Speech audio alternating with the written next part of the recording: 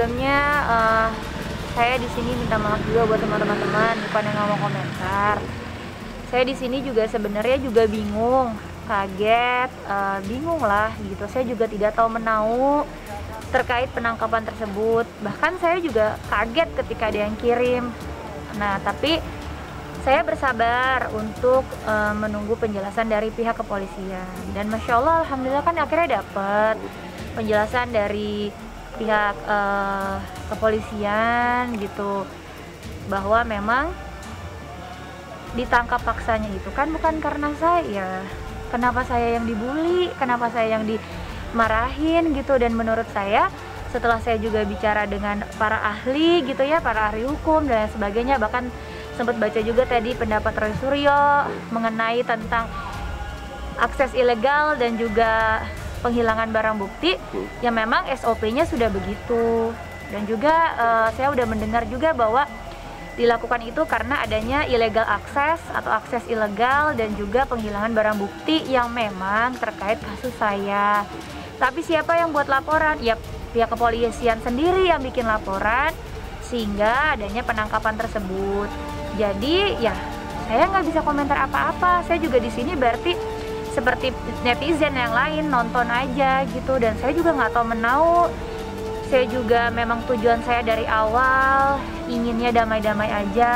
Inginnya dari awal saya DM dia langsung, kasih nomor telepon pribadi saya. Saya mengajak bertemu tabayun, menjelaskan yang tidak benar menjadi benar, tapi justru dibikin konten. Lalu saya beri somasi pertama, dibuat konten. Somasi kedua, dibuat konten.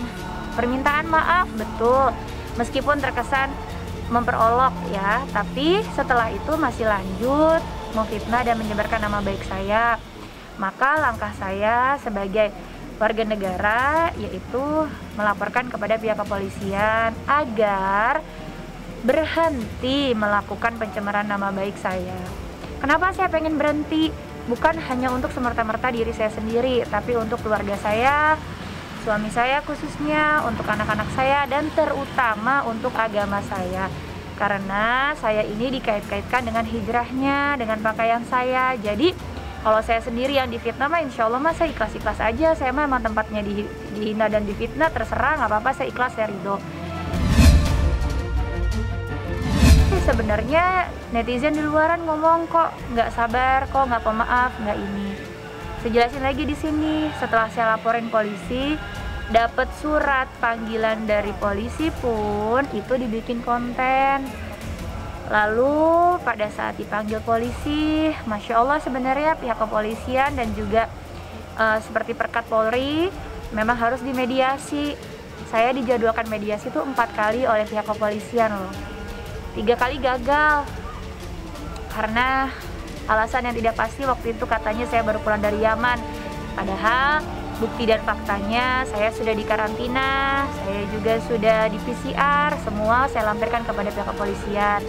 Polisi tidak sampai di situ, masih mengupayakan sampai kami mediasi dan benar-benar bertemu, dijadwalkan kembali sebelum jalannya gitu, dijadwalkan lagi mediasi. Pada saat mediasi saya bertemu dengan yang bersangkutan, pengacaranya. Saya dengan om saya atau pengacara saya. Di situ betul saya memberikan redaksi.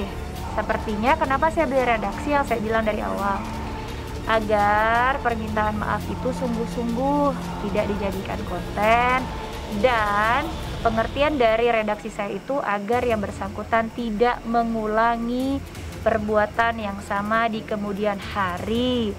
Redaksinya juga tidak mengada-ngada, lawyernya juga tahu isinya apa, dia pun tahu isinya apa, pihak kepolisian juga tahu isinya apa. Lalu juga saya minta, memang betul meminta konten-konten yang berkaitan dengan saya dihapus, wajar karena kan saya punya hak, karena diri saya yang dibawa dan juga yang diisukan itu tidak benar. Tapi seketika dari awal aja sudah tidak menyepakati permintaan saya. Dan juga pada saat mediasi ada rekamannya di Bapak Polisi juga bahwa dia ya kita lanjutkan aja katanya. Ya udah, saya mah bisa apa gitu, ya udah kalau mau dilanjutkan monggo. Setelah itu saya juga sudah menyerahkan sepenuhnya kasus ini kepada lawyer saya, dan juga selaku waktu itu wali dari keluarga om saya dan kakak saya. Udah habis itu saya udah nggak mau tahu lagi Mas, saya udah bener-bener mau fokus syiar di medsos saya mau fokus ngurus keluarga saya mau fokus dengan hal-hal kegiatan yang lebih bermanfaat. Memang saya udah nggak mau tahu lagi gitu. Tiba-tiba kemarin ada berita, saya juga kaget, saya pikir konten kali mungkin. Saya juga nggak langsung gegabah gitu, tapi semua di medsos saya difitnah, dibully. Seakan-akan itu perintah saya, siapalah saya mau nyuruh penyidik, nggak mungkin. Penyidik juga tahu siapa yang diangkat, seorang konten kreator yang bicaranya berani, nggak mungkin juga polisi menyalahin SOP menurut saya. Dan juga setelah saya juga perdalam, semua yang dilakukan sesuai dengan SOP asal kita mempercayai kedua belah pihak, tidak mendengar sebelah pihak. Gitu, karena kan sudut pandang kamera itu kan kalau dari dua kan berbeda-beda dan narasi yang rekamnya juga beda gitu. Jadi buat saya pribadi ya mudah-mudahan saya minta ikhlas, minta ridhonya untuk semuanya. Udahlah cukup berita ini, saya minta tolong cukup. Biarkan saya tenang dengan keluarga saya, biarkan hidup saya tenang, biarkan berita-berita yang bermanfaat buat orang lain, biarkan juga ini berjalan sesuai mana mestinya. Karena terakhir juga kuasa hukumnya yang baru, terakhir sekali komunikasi saya dengan di WhatsApp, nyata betul, bahkan dia bilang kita bertemu di meja hijau, kita yang aktif juga gitu. Jadi saya udah nggak mau tahu Mas, makanya saya bingung kok tiba-tiba yang dibilangin saya lah inilah, dan kasihannya lagi di sini pihak kepolisian juga difitnah. Itu aja yang saya sayangkan gitu, karena menurut saya pihak kepolisian sudah berlaku sesuai mana mestinya, berlaku adil, bahkan berupaya mendamaikan dan memediasi itu berkali-kali.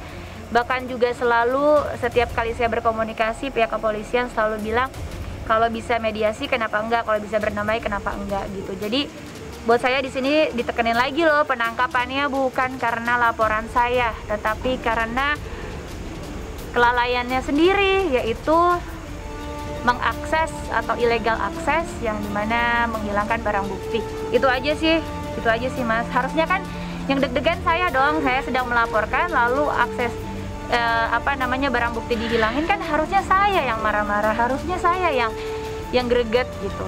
Kok malah jadi saya yang dibully, saya yang dimarahin gitu. Itu aja sih, saya lucu. Makanya saya takut sebenarnya ngomong kayak gini.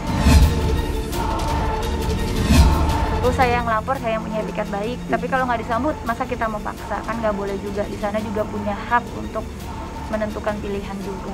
Berarti kalau dianggap dalang itu sakit nggak sih Mbak? Maksudnya ini kan akhirnya komentar netizen itu kan bulan sekali ya? Kalau dibilang sakit enggak lah, kan dari awal udah sakit duluan difitnah. Adanya pelaporan ini kan karena difitnah. Jadi kalau ada lagi yang opini yang tergiring juga negatif, makanya saya udah nyerahin ke pihak kuasa hukum, karena saya udah capek, udah nggak ada berkahnya, udah nggak ada manfaatnya. Saya mau melanjutin hidup saya dengan damai, dengan tenang, itu aja sih. Jadi saya kalau mau ada apa-apa jangan saya yang dikejar, sekarang mah kejar kuasa hukum saya aja, karena saya sudah memberikan kuasa semuanya ke kuasa hukum saya dan juga om kakak saya sebagai perwaliannya gitu. Tapi merasa lega juga nggak sih ternyata nih proses hukum ini tetap berjalan gitu Kak? Memang kan emang berjalan Mas. Ya nggak ada penundaan, nggak ada, bahkan masalah yang ada penghilangan ini juga tetap ditindakin gitu oleh pihak kepolisian. Loh, sekarang gini, kalau ada orang yang bersalah, gimana ya saya ngomong? Saya takut jadi nanti dipotong-potong. Gimana ya Mas, semua manusia itu kan siapapun manusianya pasti pernah melakukan kesalahan. Dan Pak Polisi tugasnya apabila ada yang bersalah ya ditindaklanjutin. Nanti kalau nggak ditindaklanjutin dibilangin beda lagi. Ya sekarang juga menurut saya kan, saya juga akhirnya mendengar pernyataan Pak Yusri dan juga pernyataan dari Bapak Aulia juga sebagai Dirjen khususnya waktu itu preskon, dinyatakan bahwa mereka sudah menjelaskan SOP-nya, ada buktinya juga kan, bahwa sebenarnya udah dijelasin kenapa dibawanya, dan juga sudah 5 jam di rumah di sana untuk negosiasi dan menunggu. Ya buat saya kan semuanya sudah berjalan sesuai SOP gitu. Cuman ya jangan juga kita memfitnah atau menggiring opini negatif kepada aparat, kan gak baik. Siapapun itu, baik saya, baik penonton di rumah, siapapun tidak boleh kita mengiring opini yang kita tidak tahu yang sebenar-benarnya. Tuh, karena kalau dengar dari pihak saya wajib dengar dari pihak sana, dengar pihak sana wajib dengar dari pihak kepolisian. Jadi semua pihak harus wajib didengar. Itu aja sih kalau buat saya.